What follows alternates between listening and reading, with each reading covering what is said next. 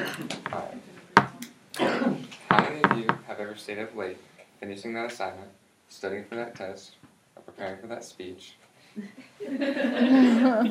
How many of you feel like you do this on a nightly basis? Alright, well, you're not alone.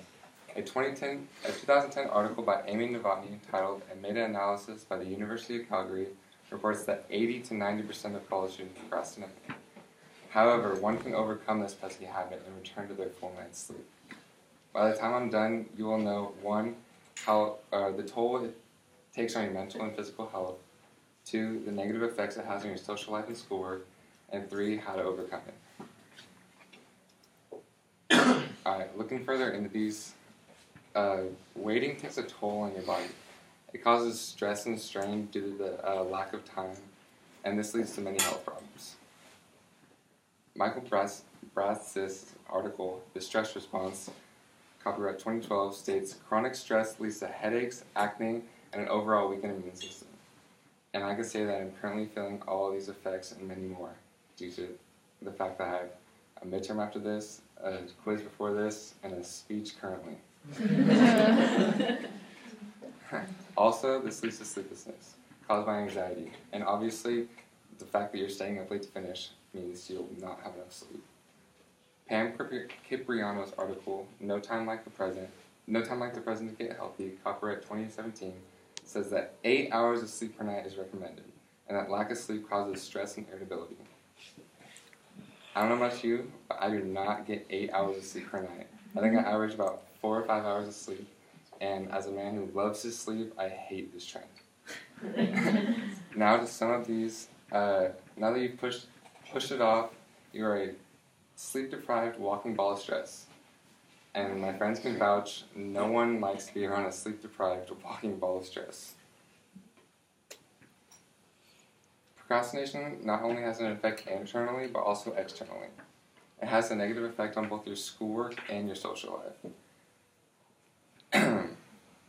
Procrastination causes rushed assignments, which in result makes your best effort not get put forward, and because of this, your academic progress suffers.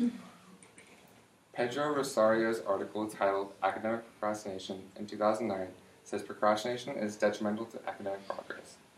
Also, it states as your grade level increases, you also become more prone to procrastination, and he did a study that shows a strong correlation between underachievement and procrastination and grade level as it increases.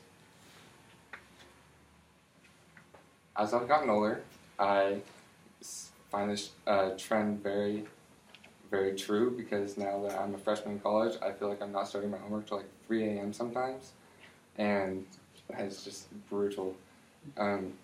Because of this toll, you will not have an energy for a social life either.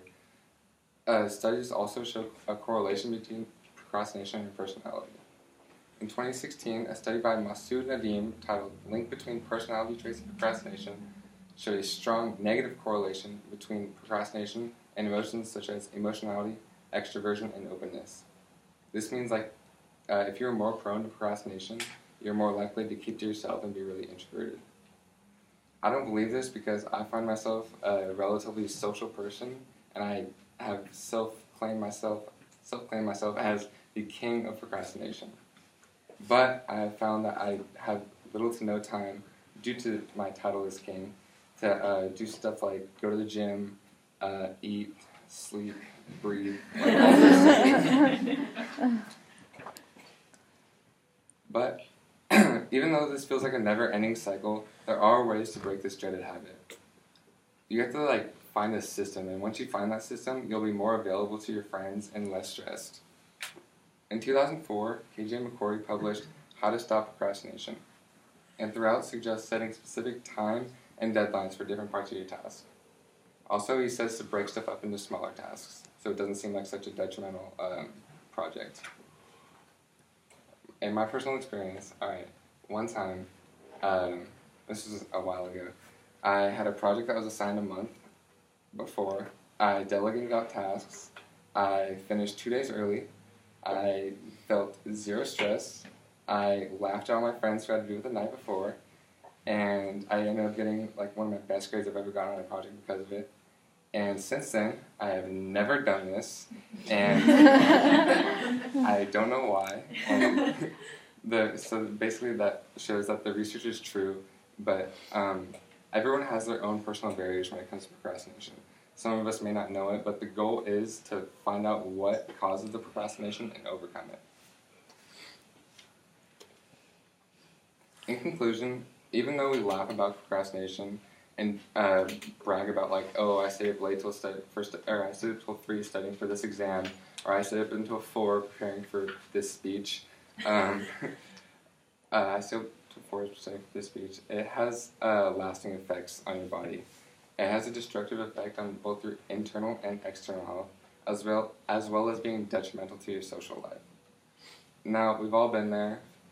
3 a.m., counting the coffee, busting out that 3-page essay that you knew about a month before but decided to do the night before it's due. But the moral of the speech is that this does have a lasting effect on your body and it is not in your best interest. And especially if you're looking for the full college experience, you're not going to find it being tired and grumpy all the time. Luckily for you, though, you now have some tips on getting out of this never-ending rut of procrastination.